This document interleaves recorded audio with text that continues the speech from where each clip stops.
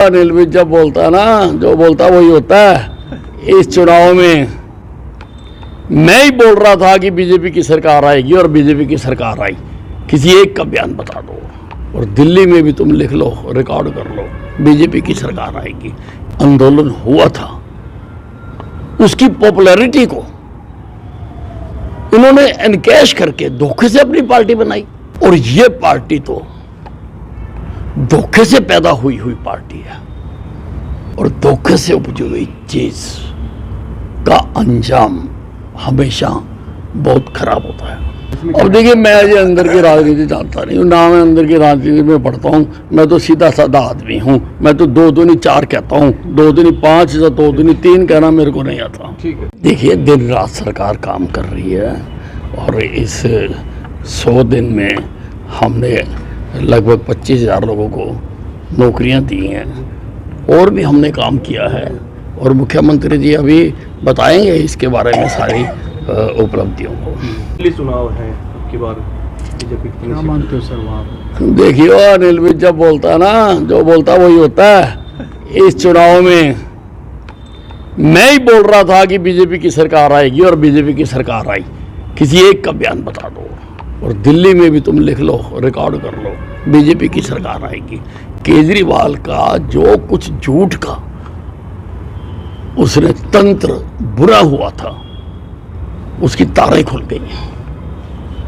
और ये पार्टी तो धोखे से पैदा हुई पार्टी है।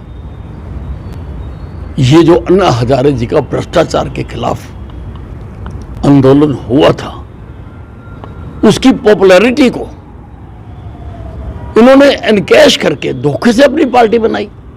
अन्ना हजारे जी के आंदोलन में कहीं पर भी ये एजेंडे में नहीं था कि हम ये सुधार राजनीतिक पार्टी बनाकर लाएंगे, लेकिन कुछ शातिर लोगों ने